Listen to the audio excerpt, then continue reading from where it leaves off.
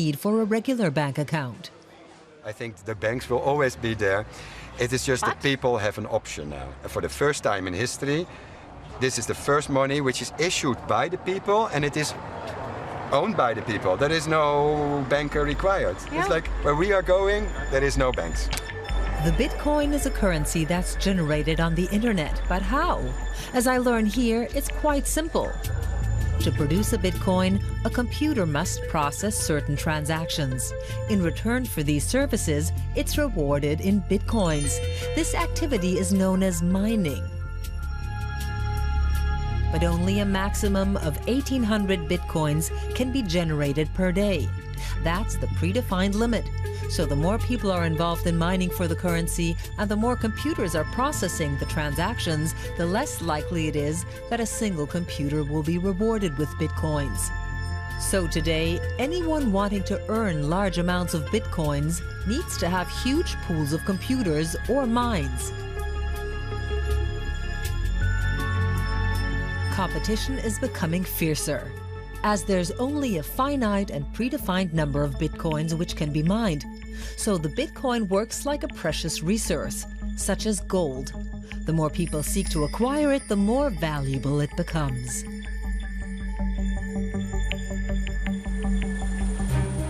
Around the world, people are feverishly mining for Bitcoins. One of the biggest mines is located in Iceland. We're coming in for a landing with Bitcoin pioneer Markus Streng. He was attracted to Iceland mainly because of its geothermal power plants, which produce green electricity from the water of hot springs. He agreed to show us around his mine, provided we don't disclose its exact location. On the drive there, he explains why. There's a lot of money involved, and many different parties would have an interest in breaking into the mining farm or hacking into it. You can't be careful enough. From the outside, the hangars look grey and inconspicuous, on purpose. Few Icelanders are aware that huge amounts of virtual money are produced here every day. Inside, it's incredibly loud. My God, how many machines are there? There are over 10,000 graphic cards on this side alone, more than the world's biggest supercomputer. What do you earn here per day? If I told you that, straight away all our competitors could draw a conclusion as to how large we are. In theory, that would give them a competitive advantage. Roughly. I really can't tell you. What he will tell me is that the electricity bill for his mine is €1 million a month. Most of that spent cooling the computer processors.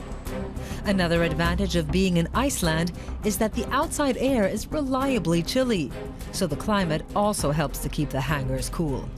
In future, Markus Streng plans to set up new steam-powered mining farms.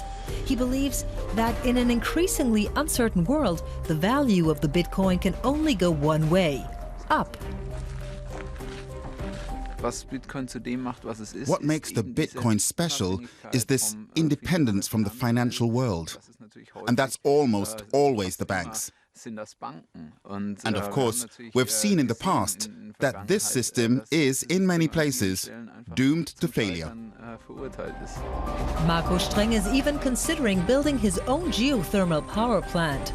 After all, he's got to invest the money he's earned somewhere. Money earned by producing a lot of hot air.